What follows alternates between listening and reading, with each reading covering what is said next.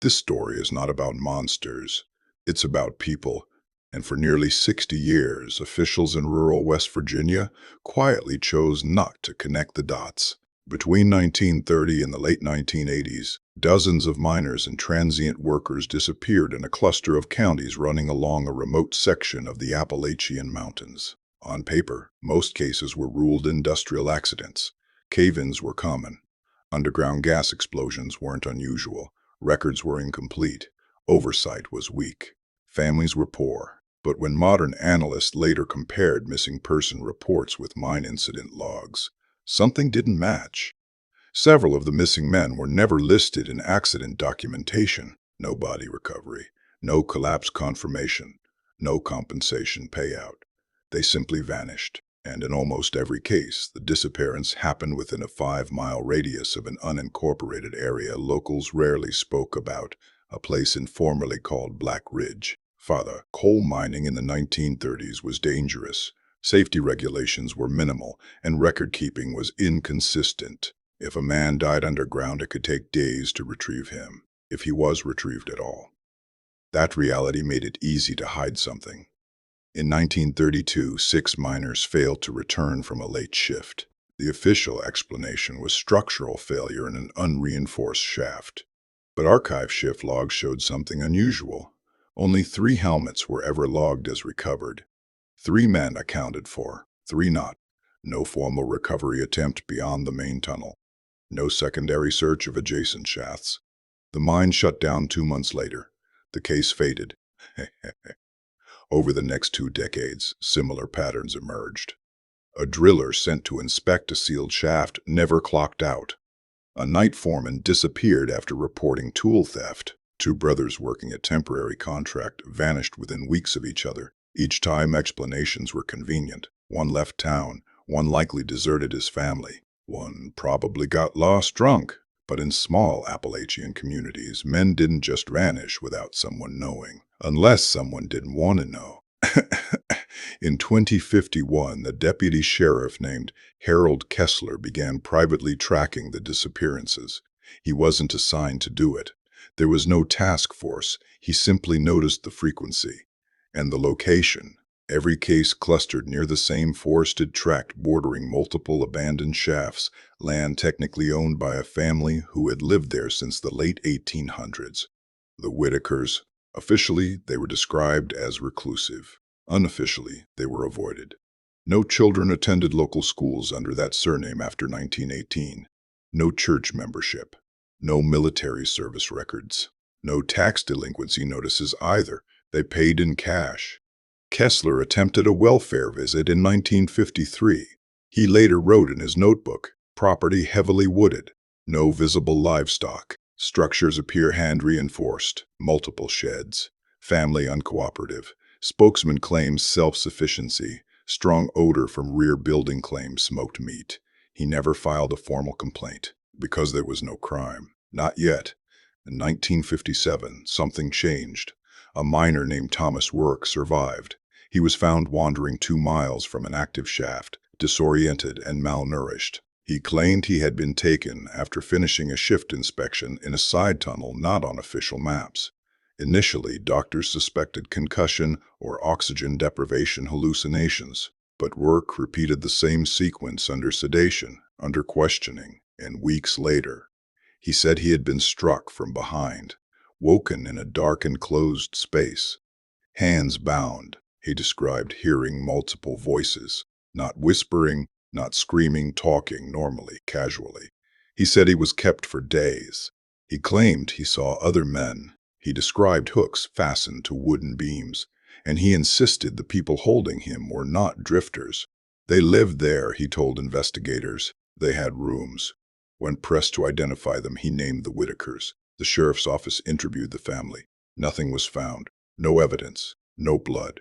No detained individuals. No bodies. Rourke left the state within 6 months. His testimony was dismissed as trauma-induced psychosis. By the 1960s, mining declined in that area. But disappearances did not stop. They changed category. Hunters. Seasonal workers. Occasionally hitchhikers last seen walking the logging road near Black Ridge. In 1968, two amateur spelunkers from Ohio vanished after documenting unregistered mine tunnels. Their vehicle remained parked for days before being towed. Search dogs tracked their scent toward dense woodland bordering Whitaker land. Then the scent stopped abruptly. Search teams found no remains, no equipment, no disturbance beyond natural terrain. But one search volunteer later stated privately that he saw smoke rising from a concealed hollow beyond the property line. When he suggested investigation, he was told there was insufficient probable cause. Why no warrants? Because the Whitakers were careful. They avoided confrontation. They avoided town. They avoided law enforcement contact. And they understood something critical about the region. Poverty protects silence. In struggling coal towns, authorities prioritized mine safety violations and domestic disputes.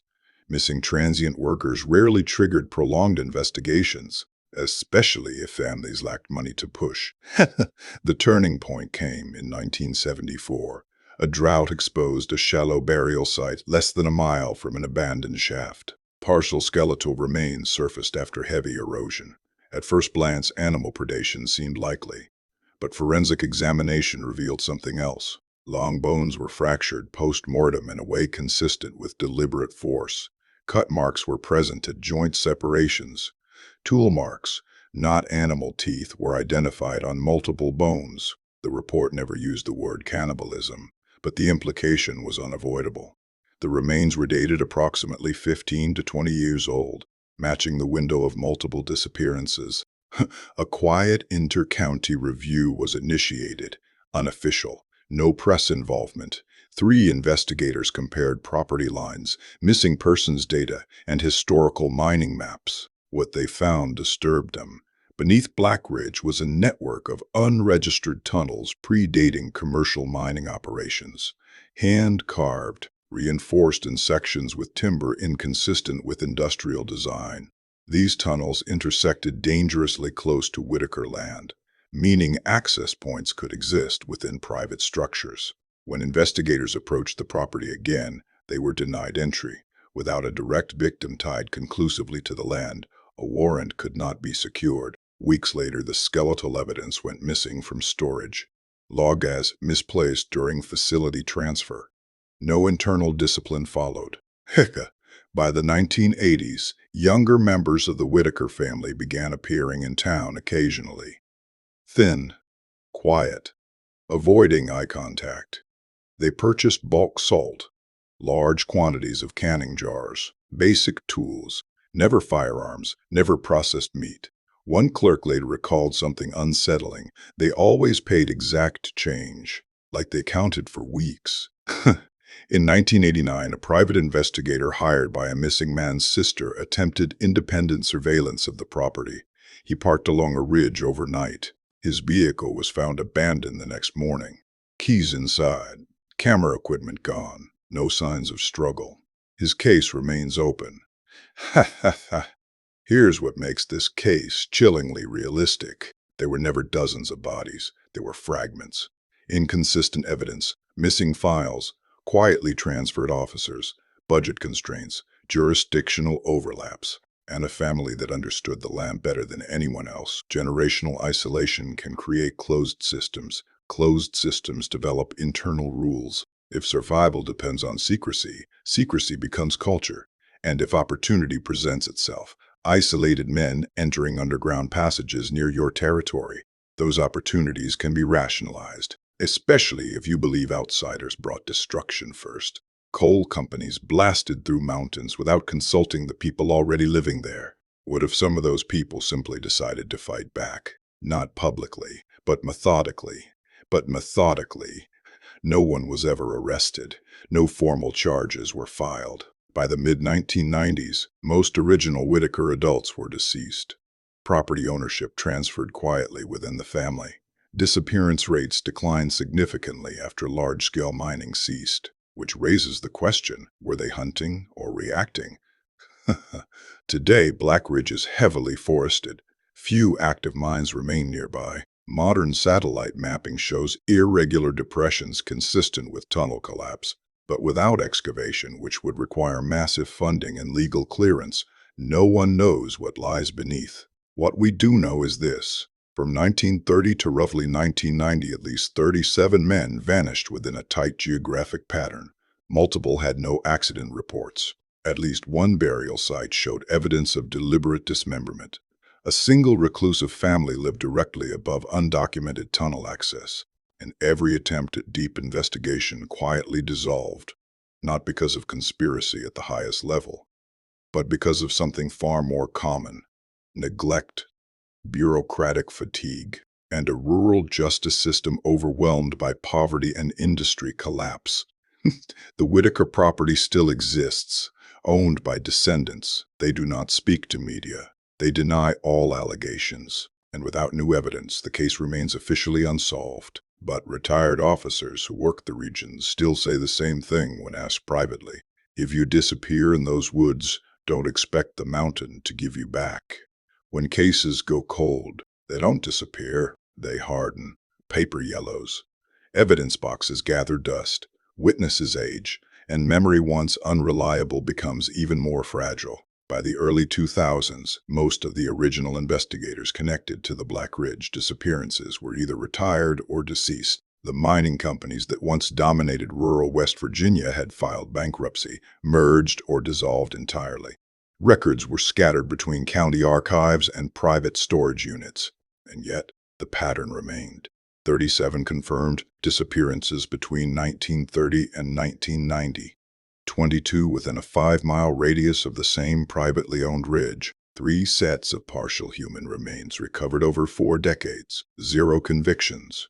In 2004, a graduate student researching industrial-era missing persons requested archive coroner files from 3 counties along the southern stretch of the Appalachian Mountains. She wasn't investigating cannibalism. She was studying labor mortality trends. But what she found didn't fit labor statistics. Several skeletal reports described unusual bone damage, not mining trauma, not blast fragmentation, not collapse compression. The fractures were longitudinal clean splits along femurs and humeri. One 1974 coroner note read, "Break pattern inconsistent with accidental crush. Possible post-mortem manipulation." Another, dated 1962, "Distal joints separated via sharp implement. Tool marks present." None of these notes escalated beyond the county level. Why? Because context matters. In isolated wooded regions, animal scavenging can create confusing post-mortem patterns. Coyotes scatter bones. Black bears crush limbs. Natural explanation is often preferred, especially when budgets are tight and labs are far away. But by 2006, DNA analysis technology had advanced significantly. The graduate student, now working alongside a nonprofit cold case foundation, petitioned for re-examination of stored fragments. 2 counties cooperated. 1 declined, citing evidence degradation.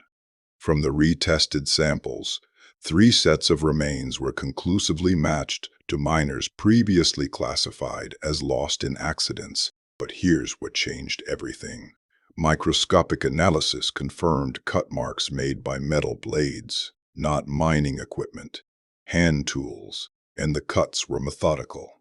At joints, at tendon attachment points, consistent with butchering. The findings never became headline news. The foundation released a technical report.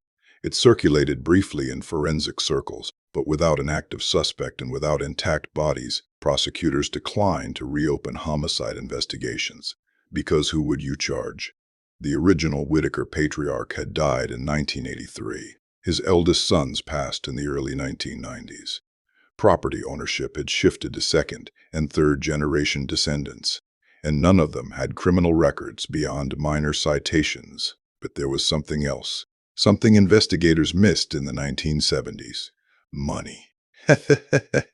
In rural Appalachia during the mid-20th century, cash transactions were common.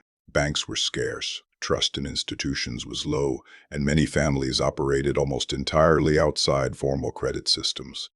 The Whitaker family paid property taxes in cash every year on time. That wasn't unusual. What was unusual was volume. In 1965, county tax for that acreage was modest, but records show they purchased additional adjacent parcels between 1958 and 1972.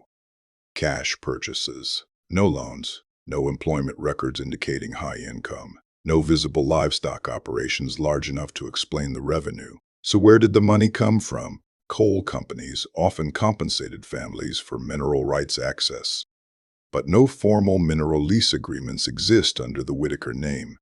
One theory suggests illicit moonshining operations. But federal alcohol enforcement archives contain no raids, no seizures, and no surveillance logs connected to the property, which leaves another possibility. Salvage. Miners entering shafts often carried tools, watches, personal items, and occasionally cash advances. In the 1930s through 1950s, identification practices were inconsistent. Some workers were undocumented migrants or transient laborers moving between contracts. If someone intercepted an isolated worker near an unregistered tunnel, stripped valuables, and disposed of remains underground, the disappearance might blend seamlessly into industrial casualty statistics, especially if no body was ever formally recovered. Tata, the most disturbing development surfaced in 2011. Thomas Rourke, the miner who survived in 1957, was still alive. He was 84, living quietly in Kentucky. A journalist tracking Appalachian cold cases located him and requested an interview. At first, Rourke refused. Then he agreed on one condition: the recording would not be released until after his death. He died 2 years later, and the recording was published. In 1957, Rourke told authorities he had been struck from behind and held captive for days before escaping. That wasn't true. In the recording, he corrected himself. He said he wasn't struck. He was invited. He had discovered a side shaft not on official maps while inspecting ventilation integrity. The shaft led into older, hand-carved tunnels, pre-industrial. He followed them. He found light. He found people. They did not attack him. They fed him. Salted meat, root vegetables, water drawn from underground wells. He said they spoke quietly, carefully. They weren't wild, he said in the recording. They were cautious. According to Rourke, they believed mining operations were destabilizing their living space. Blasting above certain tunnels caused collapses below. He claimed the Whitaker patriarch showed him crude structural maps hand-drawn, but surprisingly accurate, indicating how commercial shafts intersected ancestral passageways. Then came the part Rourke never told police. He said he saw bones, prepared bones, cleaned, stacked, and when he asked about them, the patriarch responded calmly, "Waste not." Rourke admitted something else. He didn't escape. They let him go because he promised to redirect a planned expansion shaft away from a marked area. He kept that promise. And for several years, disappearances stopped in that immediate zone until new management took over mining operations. Until blasting resumed.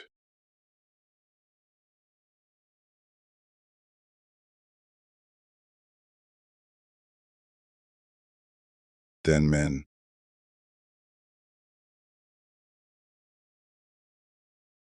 'Tis why he lied to police in 1957. Rourke answered simply, who would they arrest? Half of them were children. He described multiple age groups underground: infants, adolescents, elderly adults, a closed, multi-generational community, not a roaming gang, not drifters, residents. He believed cannibalism was not daily practice but conditional, triggered by intrusion, triggered by collapse threats, triggered by resource scarcity.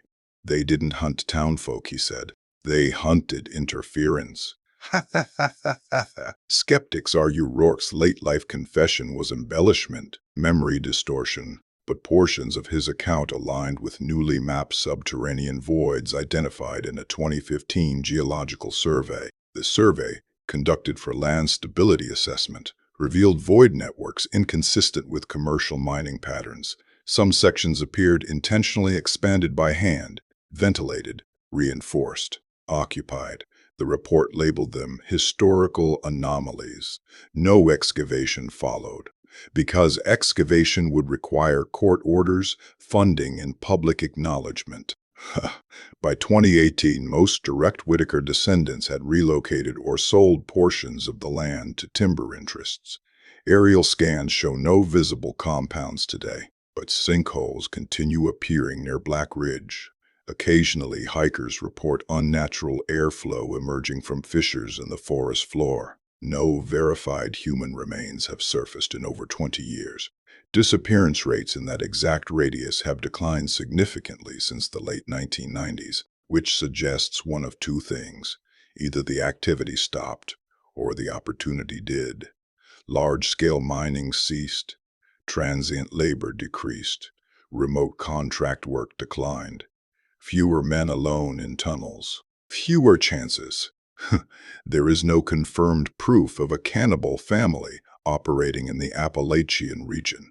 There are no convictions. No confessions from alleged perpetrators, no preserved crime scenes. What exists instead is a convergence of patterns, a geographically concentrated disappearance cluster. Forensic evidence of post-mortem dismemberment, a reclusive landholding family situated above undocumented tunnels, a surviving witness who admitted to withholding critical information, and a measurable decline in disappearances after industrial intrusion ended. That is not folklore. That is data. The final piece of this investigation isn't about gore. It's about choice. Authorities in mid-20th century rural America faced limited budgets, limited forensic tools, and enormous industrial pressure to avoid scandal. Coal companies provided jobs. Jobs sustained towns. Towns sustained votes. Reopening dozens of suspicious deaths risked economic collapse in already fragile counties. So cases remained fragmented, handled individually, never combined, never escalated. And when you don't combine patterns, patterns don't officially exist. Thomas Rourke ended his final recording with one sentence that investigators still debate. They weren't monsters. They were defending home.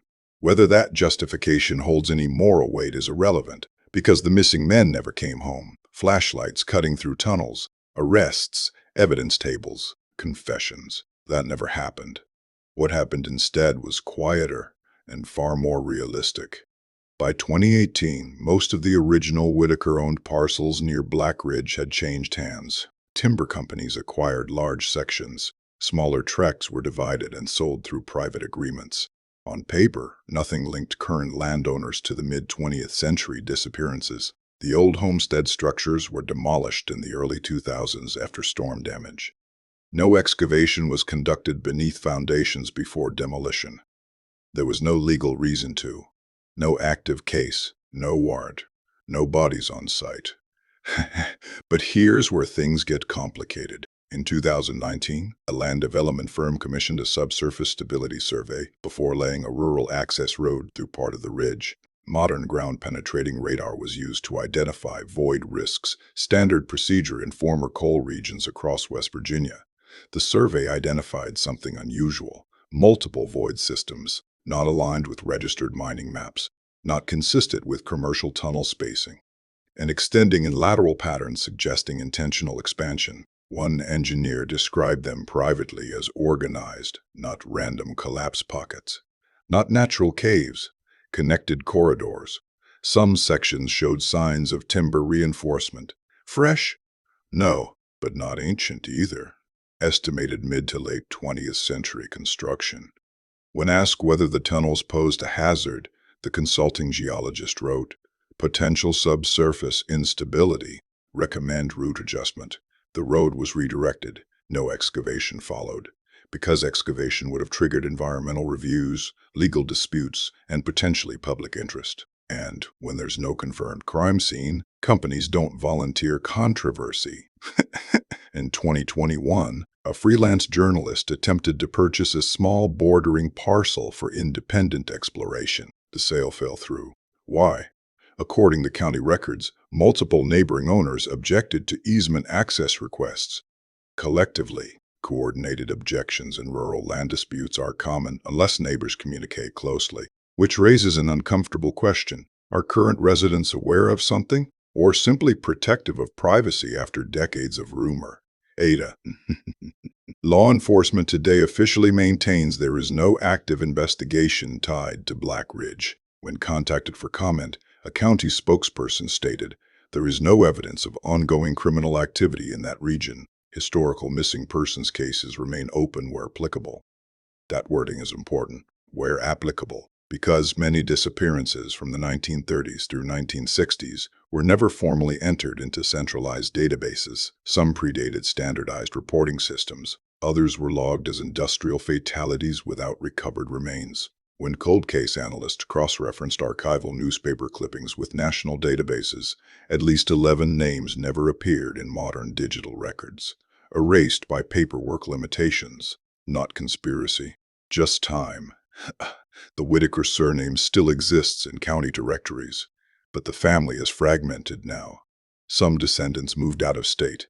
Some changed names through marriage. Some refuse interviews. No criminal charges have ever been filed against any member in connection with homicide. And legally, that matters, because suspicion is not proof, pattern is not conviction, and absence of evidence remains a barrier too high to cross. So, what do we actually know?